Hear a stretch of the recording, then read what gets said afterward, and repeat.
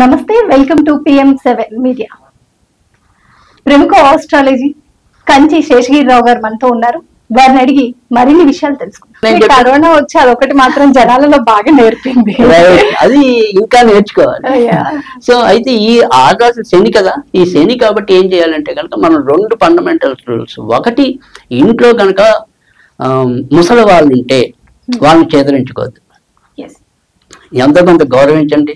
మీకు ఇంకా ఏమంటాము మొహమాటం అవి లేకపోతే అప్పుడప్పుడు వాళ్ళ ఆశీర్వాదం తీసుకోండి. అంటే కొంతమందికి సిగ్గుపడే గుణం ఉంటుంది కదా, వాళ్ళకి మనసులో ఉంటుంది, అమ్మ ఒకసారి తాతగారికి మొక్కుదాం, ఒకసారి నాయనమ్మకి మొక్కుదాం అని, కానీ ఎక్కడో ఒక బ్యాష్ లాగుతూ ఉంటుంది.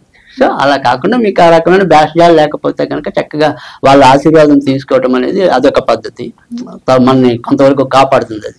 తర్వాత రెండోది ఏంటంటే, చాలా మందికి ఈ శని అందుకే మనకి శని అనేది ఎవరి మీద చెడు ఉంటుంది, ఎవరి మీద ముఖ్యంగా ఏదైనా సరే మనకి వ్యసనాలు తగులుకున్నాయి అంటే కనుక ఖచ్చితంగా శనితోనూ రాహుతోనూ కుజుడితోనూ సంబంధం ఉంటుంది.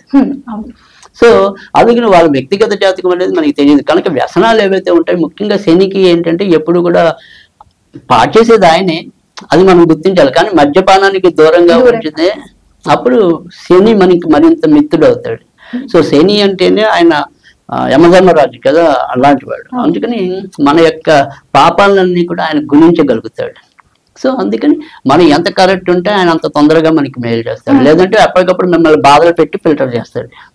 సో అందుకని శనికి ఆ రకంగా జాగ్రత్త తీసుకోవాలి. ఇంకా వీళ్ళందరూ కూడా కామన్ గా చదవవలసింది ఏంటి అంటే కనుక, ఓం అమృత రూపాయ, ఓం అమృత రూపాయ శివాయ నమః, ఓం అమృత రూపాయ శివాయ నమః. ఇది మీ శక్తి కొద్ది మీరు రోజుకి ఎన్నిసార్లు చదువుకుంటే అన్నిసార్లు అమృతం అవుతుంది మీ శరీరం, వజ్ర తుల్యం అవుతుంది మీ శరీరం. Please subscribe Pragna Media. Please like, share, subscribe to Pragna Media. Pragna Media, please do like, share and subscribe. Please subscribe to Pragna Media. Please like, share and comment if you like the video. Pragna Media.